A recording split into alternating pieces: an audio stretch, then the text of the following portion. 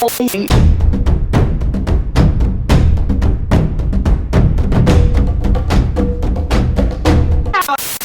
do so-called African Americans and Native Americans have the same affinity? The headline says there's no DNA test to prove you're Native American. There's genuinely racism in genetic research. And to get those results, there are all sorts of ways you can tweak your study. You could make your random sample too small to be reliable, which makes Native Americans an insufficient sample population. Wake up, wake up, wake up, wake up, wake up, wake up out of your sleep,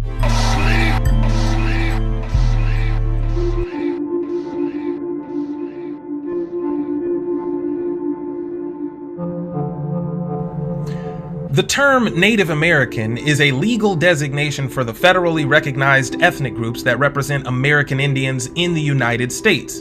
So when geneticists want to explore indigenous origins, they only test Native American DNA for that reason. But this presents a problem because most Amerindian tribes aren't recognized. Plus, what we call Native American is an MGM ethnic group, multi-generationally mixed.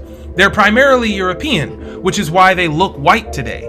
In fact, the Pew Research Center reported in 2015 that Native Americans marry other races twice as often as Asian Americans do, and 3 times as often as Black Americans do. And notice the study calls them American Indians. We'll revisit the problem with that later. So Native Americans lead all ethnic groups in interracial marriages and have been doing so for a long time. In previous studies, I've shown you the history of reservations, which were originally called half-breed tracts. Modern Native Americans descend from mixed Indians who got progressively more European with each generation and continue to do so.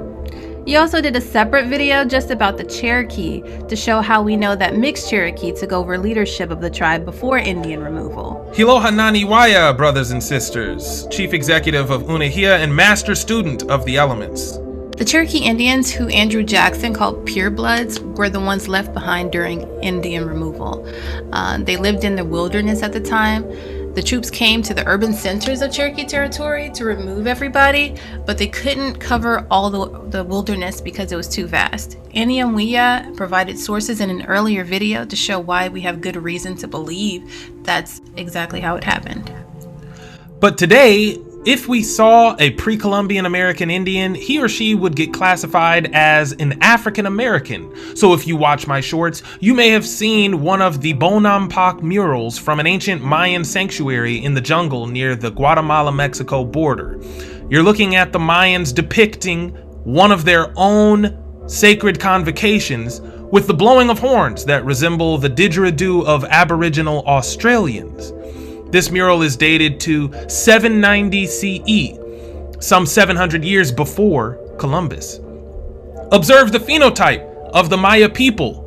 They all have dark brown complexion and head wraps, similar to the tight wraps Jamaicans and other West Indians still use to this day, to hold up their dreadlocks. These are black people. Here's another mural from the same site. Zoom in on the top of the middle wall and you can see a group of black people. Look at the man all the way to the left, leading the procession. He has what appears to be a jerry curl afro, like those of many black Americans in the 80s. Think Lionel Richie, for example. The men sitting in the mural on the right wall are also very dark-skinned. I point all this out to demonstrate that American Indians were originally black people. However, only about 22% of black people in America have Native American ancestry, according to a 2015 study whose research team was led by a Harvard geneticist. But the same study says all those black people only range between 1 and 2% Native ancestry on average. How do we reconcile the fact that black people only have about 1 to 2% Native American ancestry with the fact that American Indians were black? Time.com once even ran the headline, "Scientists say smelling farts might prevent cancer." Studies about coffee that claim it may reverse the effects of liver damage, help prevent colon cancer, decrease the risk of endometrial cancer, and increase the risk of miscarriage. Coffee today is like God in the Old Testament. It will either save you or kill you depending on how much you believe in its magic powers.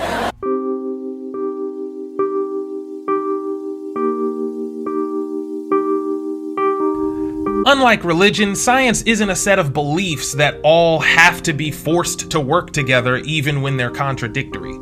Science is a system for asking questions and testing possible answers to narrow down that set of answers to an optimal subset. But most of the time, it'll only get you to the most likely answer without concrete information, which is why textbooks teach lots of theories yet very few laws. Laws are truths that the scientific method has successfully proven, but theories are groups of concepts that are highly likely to be true based on current information, yet they could also still get disproven one day. So when people hear DNA, they think absolute truth because it's the thing that can solve a murder case almost instantly. It's the thing that proves whether or not the mother of your child cheated on you. Except people actually misinterpret DNA constantly. Sometimes that bloody fingerprint doesn't belong to the murderer. Sometimes DNA proves the child's yours despite the fact that she actually did still cheat on you. It's just that when you saw the results, you assumed she must have been faithful. You assumed that you had found the murderer. That's just a misinterpretation of facts. The scientific method's greatest limitation is the bias of the scientist. So DNA is very exact, but we make mistakes because we don't fully understand it, and because we have preferences about what narrative the DNA will tell us. Humans have a natural affinity for jumping to conclusions, and we all have to work very hard to avoid doing that, including scientists. So that's where the scientific method comes in, because its true purpose is to eliminate human error from experiments and research, but it's not perfectly designed to account for certain socio-emotional biases. Nobody is publishing a study that says nothing up with acai berries. And to get those results, there are all sorts of ways that, consciously or not, you can tweak your study. You could alter how long it lasts, or make your random sample too small to be reliable. P-hacking is very complicated, but it basically means collecting lots of variables and then playing with your data until you find something that counts as statistically significant but is probably meaningless. Even the best designed studies can get flukish results. And the best process that science has to guard against that is the replication study, where other scientists redo your study.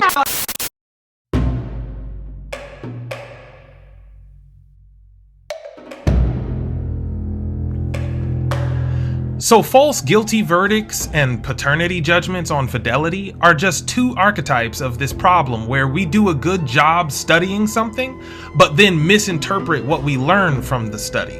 But the quintessence of this problem is biomarker bias. It's the reason why the Chinese government is always sponsoring studies that take DNA samples from Uyghurs without consent to prove that Uyghurs aren't Chinese, despite Uyghurs not only claiming but also demonstrating in counter studies that they're genetically just as Chinese as they are Turkic. Therefore, you might think it's ridiculous for there to even be any debate over whether or not Uyghurs are Chinese, because DNA should end the discussion. They're either genetically Chinese or not. Yet it actually just ends up being an endless back and forth due to biomarker bias. Elsevier, one of the most prestigious academic journals in the world, had to retract an article from a Chinese institution over these problems in 2023. The Guardian reports that, quote, Mark Munsterhelm, a professor at the University of Windsor in Ontario who specializes in racism in genetic research, said the fact that the paper had been published at all was typical of the culture of complicity in forensic genetics that uncritically accepts ethics and informed consent claims with regards to vulnerable populations, end quote. You know why a Finnish researcher specializes in what they call racism in genetic research? It's because there's genuinely racism in genetic research. There's enough of it, in fact, that white researchers can and do specialize in the business of watching for it and correcting it. Uyghurs claim to be Turks, who are indigenous to the same region of China they predominantly inhabit today, which is called Xinjiang. China argues that Uyghurs are a foreign ethnic group who immigrated in and settled late in recent history. A 2016 New York Times article addresses how Uyghurs claim ancestral connection to the Tarim mummies found in Xinjiang to prove their indigenous claim. China disagrees and labels them ethnic separatists. Quote, the Chinese authorities here face an intermittent separatist movement of nationalist Uyghurs, a Turkic-speaking Muslim people who number 9 million in Xinjiang. At the heart of the matter lie these questions. Who first settled this inhospitable part of Western China? And for how long has the oil-rich region been part of the Chinese Empire? Uyghur nationalists have gleaned evidence from the mummies, whose corpses span thousands of years, to support historical claims to the region. Foreign scholars say that at the very least, the Tarim mummies, named after the vast Tarim Basin where they were found, show that Xinjiang has always been a melting pot, a place where people from various corners of Eurasia founded societies and where cultures overlapped. End quote. We're still talking DNA, still talking genetics. As such, this is one of those areas where biology becomes a soft science, like the social sciences. Hence this City University of New York paper entitled Are Ecology and Evolutionary Biology Soft Sciences? The difference between hard and soft sciences is how malleable or subjective the findings of a science can sometimes be. So physics is a hard science, for example, because of how little room there is for bias to affect our findings. It's largely mathematics, honestly. So the numbers just are what they are. But psychology is considered a soft science because, even with the scientific method, human behavior is impossible to measure and involves high variability that we can rarely predict to any significant degree of certainty. Therefore, biology's considered a hard science like physics, but it has gaps where that's not quite the case, which scientists acknowledge. Those gaps are soft spots where its conclusions become less quantifiable, much like those in psychology. I say all this to say that black people in the United States are unwitting victims of racially prejudicial interpretations of the results found in genetic research. It's a big part of what obfuscates our indigenous heritage. How does this misinterpretation happen? Biomarker bias.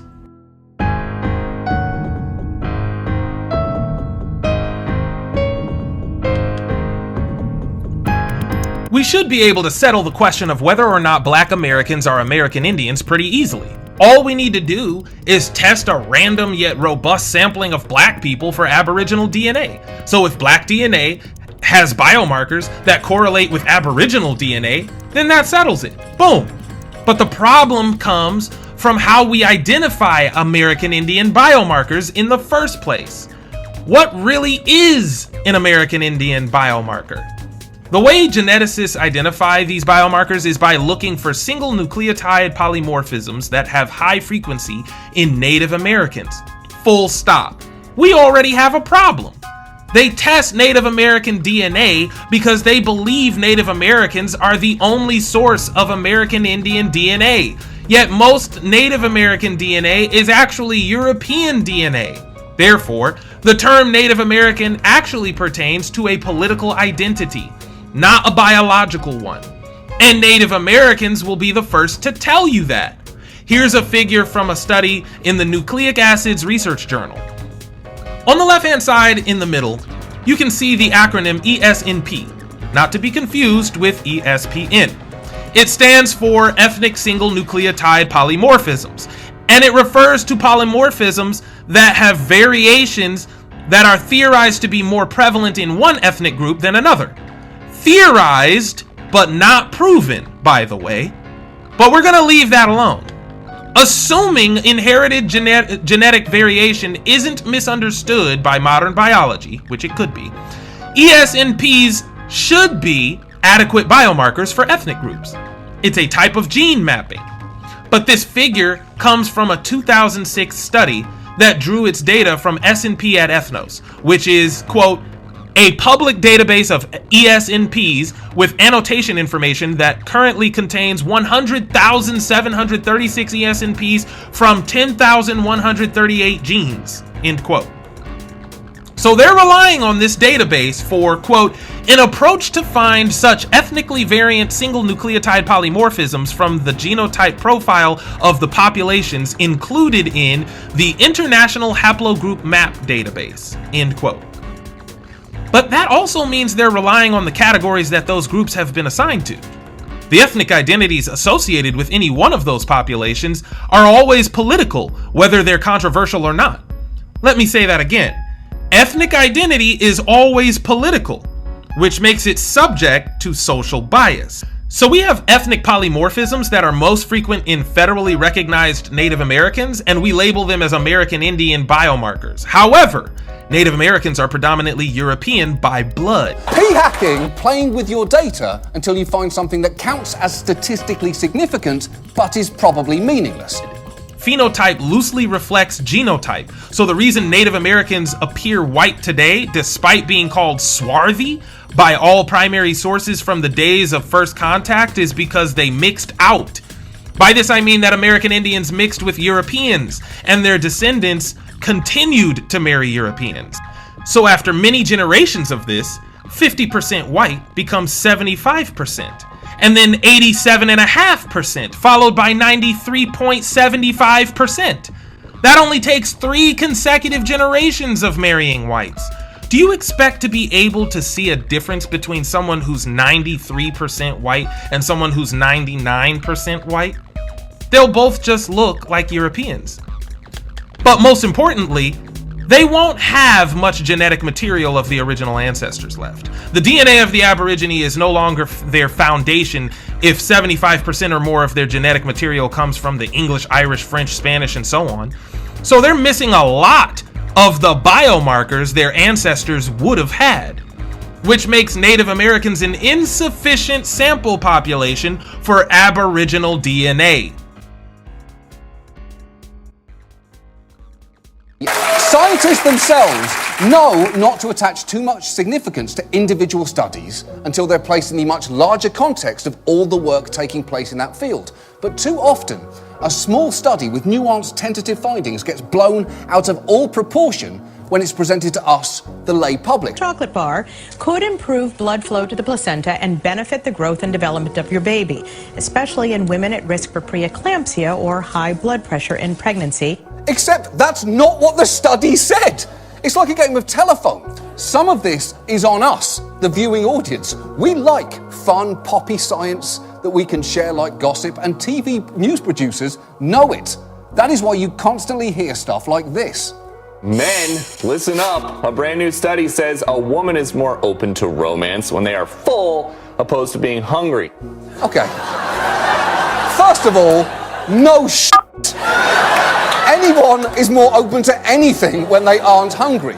But you should know that study involved only 20 women.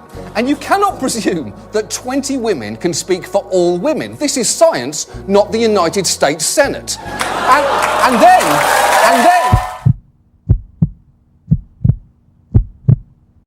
Guys, what we're about to talk about is a game changer. In short, UNEHIYA is a small team of highly capable individuals trying to lobby Congress for federal recognition of Black Americans as pre-Columbian American Indians. I'm one of them. I'm the public information officer, so I'm out front recruiting and providing information. I'm also handling PR because of my background in print journalism. Right now, we're focused on a well-planned lobbying campaign to get the Negro recognized as the American Indian, and our campaign strategy hinges on exploiting a quasi-legal precedent in an amendment proposal for a dormant Senate resolution that already exists. I want to appeal to everyone watching this video to support the campaign by joining UNEHIYA. And guess what? You don't even have to know a single thing about politics or history. Just help us build our list of demands and help each other use UNEHIYA's genealogy tools to identify your ancestral tribes. Vote yes or no on the hundreds of decisions we have to make. Participate in our tribal town hall meetings after every new moon. Look, I'm not asking for super chats or any other donations to my own pocket. If you've got any spare change, use it to become a stakeholder in UNEHIYA, which can be done for as little as $7. You can opt into stakeholder leadership for about $20 if you've got the budget for it, which gives you greater voting power on the decisions we make as a tribe. Believe it or not, it only takes 5 minutes to help us reclassify ourselves as Indians. Let's go!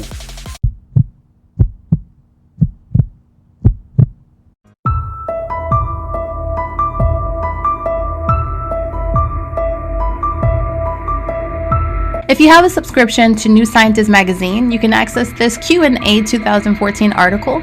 The headline says, "There's no DNA test to prove you're Native American." The author, Linda Geddes, interviews Dakota Indian and anthropologist Kim Tallbear about indigenous identity. Mind you, anthropology is a soft science, yet they're discussing genetics and blood quantum, which are very separate things. How did they determine which people were legitimate biological relatives? They started to focus on what's known as a blood quantum as a way of counting ancestors who were enrolled as Native American. In most U.S. tribes, you have a specific blood quantum needed for enrollment, often 1/4. That means you have to be able to show with paper documentation that you have 1 out of 4 grandparents who is full blood, or you might have 2 grandparents who are half blood. However, you can make those fractions work. So tribal identity is about culture as well as biology? I want to be careful with the argument that it's culture versus biology. It's also political authority versus biology. We've debates amongst ourselves about whether being Native Americans about being a citizen of your tribe, a political designation, or about culture and traditional practice. I tend to come down on the side of political citizenship. It's true that it's about much more than blood. Culture matters, but our political autonomy matters too, and that helps produce a space in which our cultural traditions can thrive. Do genetic tests that claim to prove Native American ancestry worry you? I worry about the way Native American identity gets represented as this purely racial category by some of the companies marketing these tests. The story is so much more complicated than that. This is what gets left out. At UNEHIYA, we're actually presenting this as one of the cornerstones of the argument we're building. Native American is really not so much a racial category as it is a cultural identity and political authority that we try to understand biologically. This is an anthropologist pointing out a soft spot in biology, but she herself is Native American too, so she's given the fairest possible treatment to Native American identity. Dr. Tallbear knows all too well that Native American blood gives only a very narrow view of biologically Aboriginal identity because their genetic makeup is a product of Europeans mixing with American Indians whose biracial offspring then mixed back into European fold over and over. That means they've lost a ton of indigenous biomarkers over time too. But the bigger issue is that study was performed on rats. The real science on oxytocin is more complicated than the term moral molecule suggests. Because while it has been found to enhance positive emotions like bonding and trust, researchers have also found that it can enhance negative emotions like envy and bias. So while promising, the science on this is still very much in progress. This is a chart mapping the results of studies of things like coffee, eggs and wine. All of them have been linked to raising or lowering your risk of cancer depending on the study. And everything causes cancer is not the conclusion you want to draw from science. It's the conclusion you should draw from logging on to WebMD, where that is their motto.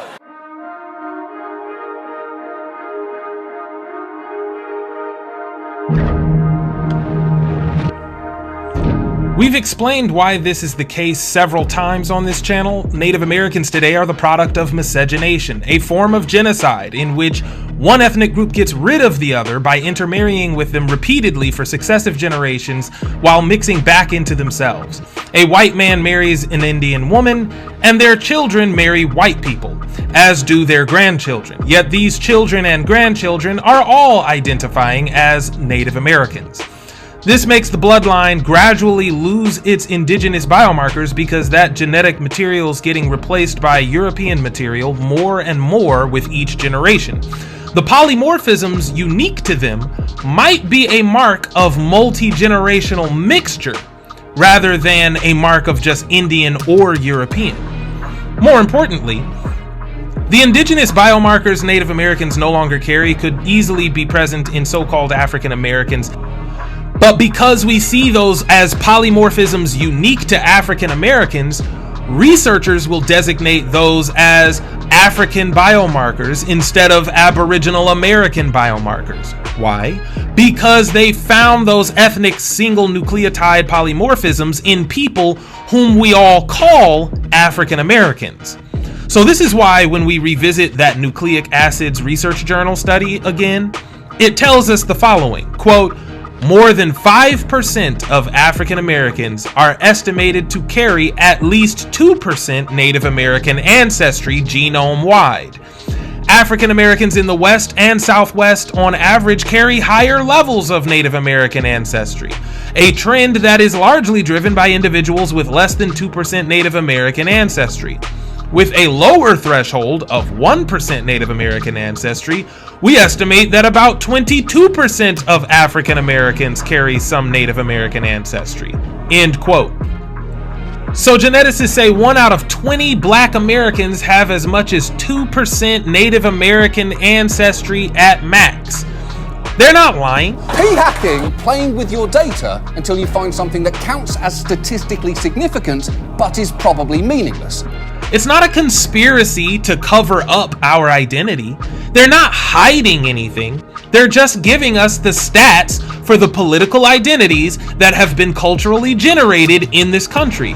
Black people, only 1 in 20 Black people reflect about 2% of the qualifying ESNP pattern for Native American populations. It makes sense when you think about it. Native Americans aren't likely to have many preserved biomarkers from the ancestors, and it's hard to get a robust sampling of pre-Columbian Indian DNA to investigate for polymorphism patterns. Naniba A. Garrison writes in the Journal of the American Academy for Arts and Sciences about the fact that genetic markers found in Native Americans don't constitute sufficient evidence, and she even invokes the work of Dr. Tallbear to support her argument on that. Talking about companies testing for native DNA, Garrison writes, quote, in Native American DNA, Kim Tallbear describes the limitations of genetic ancestry companies that purport to tell someone their percentage of native ancestry and the tensions that these genetic results can have in terms of sociocultural identities. It is far too easy for individuals to erroneously cross-map statistically generated percentages, such as 3% Native American, to the well-established and problematic practice of blood quantum measurement, such as 1/32 Cherokee. While some of the testing companies can certainly test for genetic markers that are found at much higher frequencies in Native Americans than other groups, and thus make some predictions about native ancestry, the markers are not enough to make a definitive claim to nativeness, much less to a specific tribal identity. End quote. See? She's not just saying genetic markers can't identify specific tribes in your ancestry. She's even going as far as to say they can't prove you're native at all in the first place. Why not? For the same reasons Dr. Tallbear explained in that interview earlier. There isn't enough genetic material distinguishing Native Americans from Euro-Americans, partly because native identity is political, not biological. So, geneticists mapped the human genome by identifying ESNP patterns that stick out in the groups that are already politically identified in the modern day. If Black people had always been viewed as Indians, they would have cross-referenced our ESNP patterns to isolate a pattern that fit both of us. And they would have called that an American Indian biomarker. It's literally that simple. And as it so happens, there are alternative biomarkers for Native Americans that we could check besides the polymorphism pattern, and I covered it already in a presentation from almost a year ago. Hurwitz's Clinical Dermatology 5th edition is an authoritative diagnostic manual in the US. It says, quote, Mongolian spots are flat, deep brown to slate gray or blue-black, often poorly circumscribed, large macular lesions generally located over the lumbosacral areas, buttocks, and occasionally the lower limbs, back, flanks, and shoulders of normal infants. They are seen in, get this, 75% to 90% of individuals of African descent and Native American babies. 62% to 86% of Asians, that's less.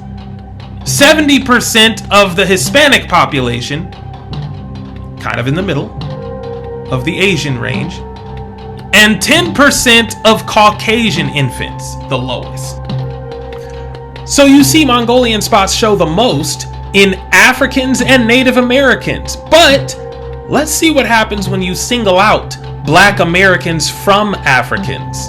Because that's what the 4th edition of this manual did. When we read the 4th edition version of the same two sentences, these same two sentences are in the 4th edition, and yet they read slightly differently. The first sentence in the previous edition originally began by saying, quote, they are seen in more than 90%, not 75 to 90%, just 90% of African American and Native American babies, end quote. Wait, they didn't originally give a range in the 4th edition.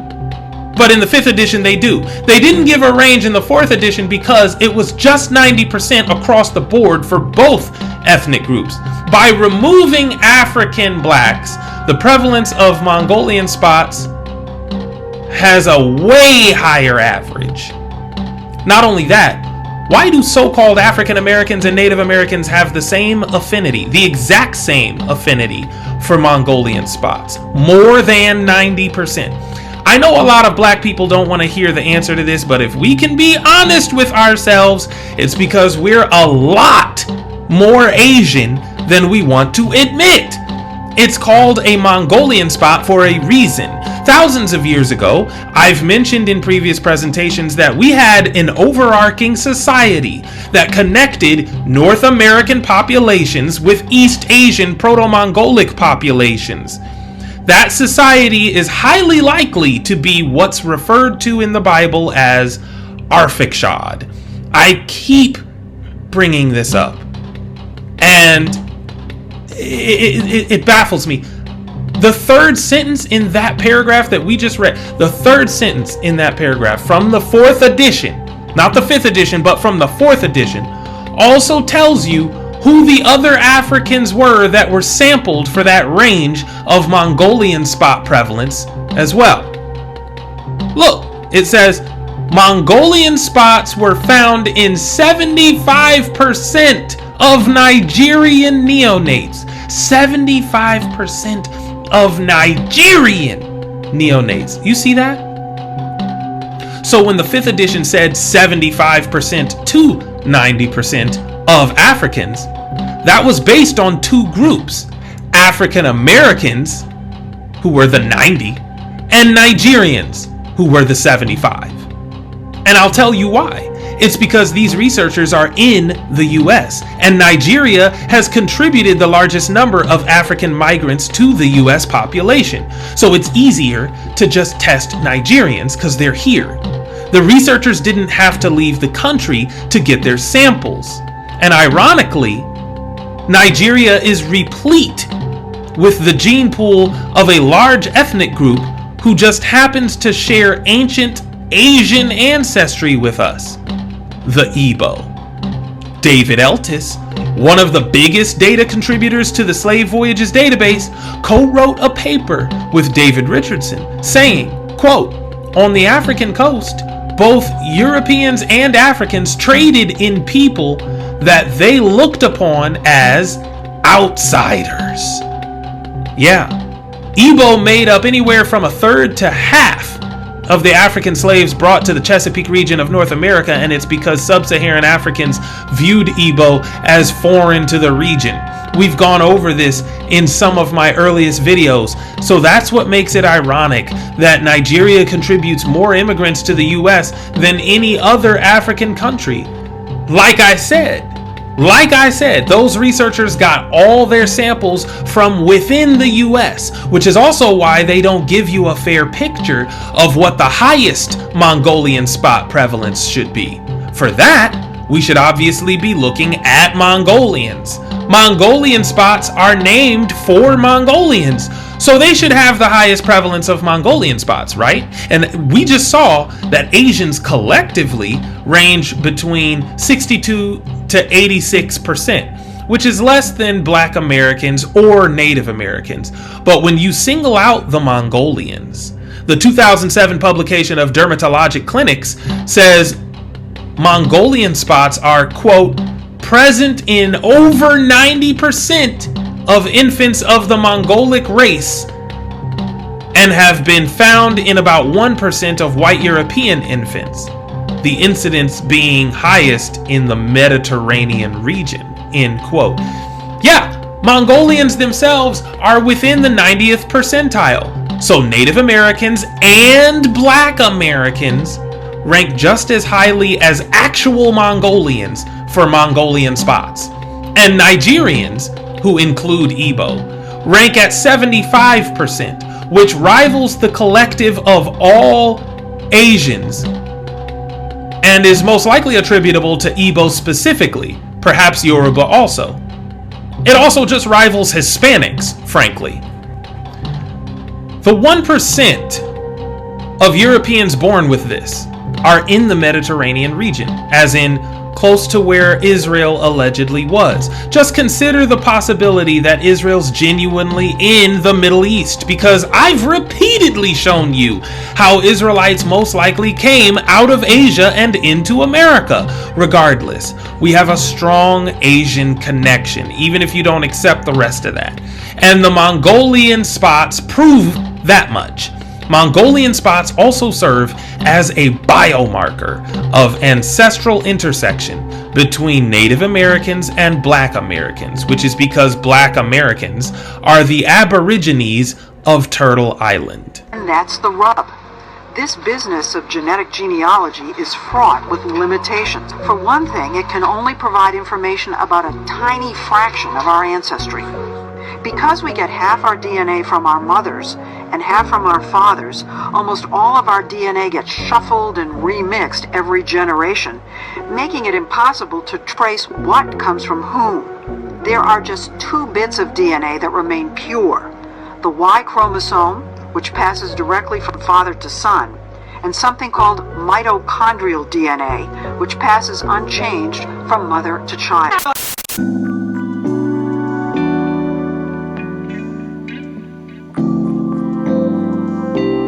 So I feel like there's 2 takeaways from this. The first one is that no, Black people in America don't have much Native American DNA, but that's not the same as saying we don't have indigenous DNA, because Native American DNA is mostly European anyway. The second thing is that we can't get the truth about being indigenous from genetic ancestry tests like 23andMe or Ancestry DNA or African Ancestry. I want to introduce you to Sense About Science. It's an international charity that debunks myths about things that get misunderstood in science a lot. One of those things is commercial ancestry tests. Mark G. Thomas and David Balding are 2 scientists from University College London who wrote a guide called Sense About Genetic Ancestry Testing on behalf of the charity. In the middle column on the second page, their paper says, genetic ancestry testing presents a simplified view of the world where everyone belongs to a group with a label, such as Viking or Zulu, but people's genetics don't reflect discrete groups. Even strong cultural boundaries, such as between the Germanic and Romance language groups in Europe, do not have a very noticeable genetic difference. The more remote and less populated parts of the UK, such as Scottish Highlands, do have some genetic differences from the bulk of the population, but they are not big. There is no such thing as a Scottish gene. Instead, groups show a story of gradual genetic change and mixing. So, does that make sense? I mean, Do you get what they're saying? Basically, they're saying your DNA doesn't align with any one specific group when you go back several centuries because there aren't any genes that come from one specific group of people. The only biomarkers you can really trust are the ones that you can see in phenotype, like hair texture and skin color, but those are just broad strokes. That still lumps a lot of people together that aren't actually the same. This is why Fortune magazine introduced 23andMe the way that they did in this 2021 article. The header says, shares and DNA testing 23andMe soar 21% after going public.